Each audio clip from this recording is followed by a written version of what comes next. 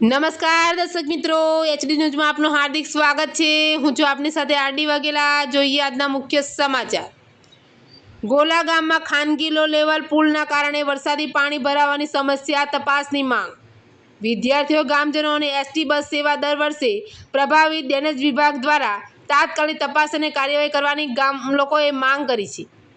ઓલપાડ તારીખ 8 જુલાઈ છેલ્લા 3 દિવસથી સતત વરસાદને કારણે ગોલા ગામેથી પસાર થતી સોનાખાડી, વસવારી, દેલાડ, સેગવા, સાંધેર અને અછારણ વિસ્તારનું પાણી મોટી માત્રામાં આવી રહ્યું છે।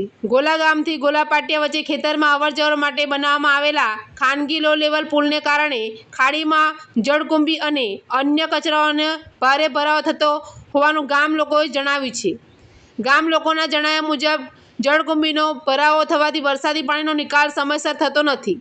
પરિણામે ગોલા ગામના બસ સ્ટોપથી મુખ્ય ડામર રોડ સુધી દર વર્ષે અંદાજે 3 થી 4 ફૂટ જેટલું પાણી ભરાઈ જાય છે।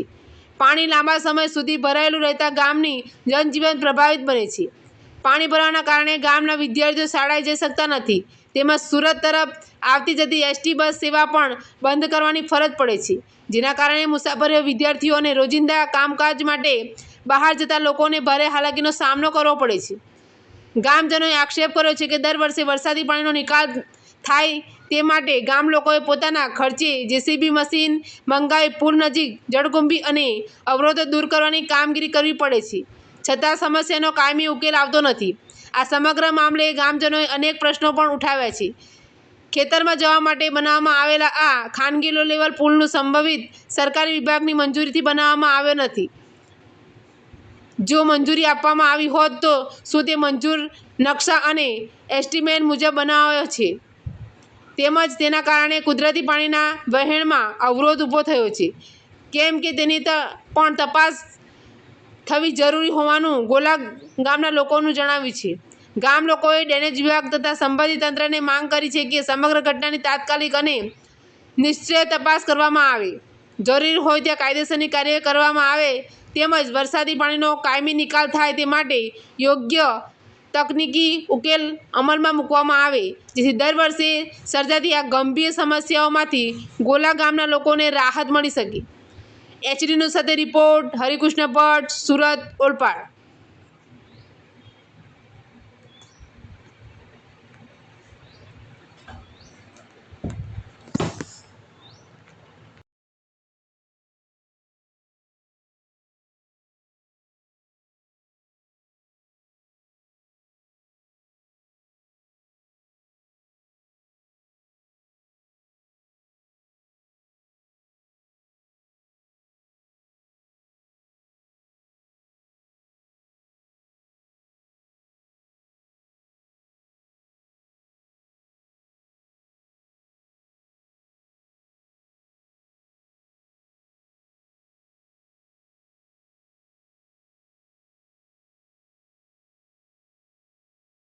અમારી ગોલા ગામની ફરજ છે કે આ જે ગોલા ગામમાં જે રોડ પર પાણી ભરાય છે, તો આ અત્યારે જે આ પુલિયું બનાવેલું છે એના પિલ્લરો નીચે એકદમ નાના છે ને વખતો વખત દર ચોમાસાએ અમારે આ મગજમારી આવે છે।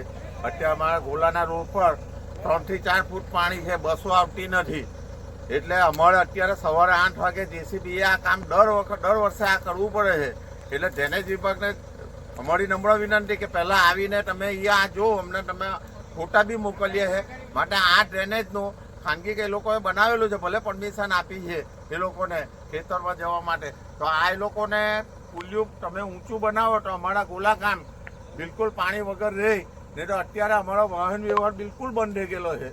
આ પુલ કોનું છે? પ્રાઇવેટ પુલ છે?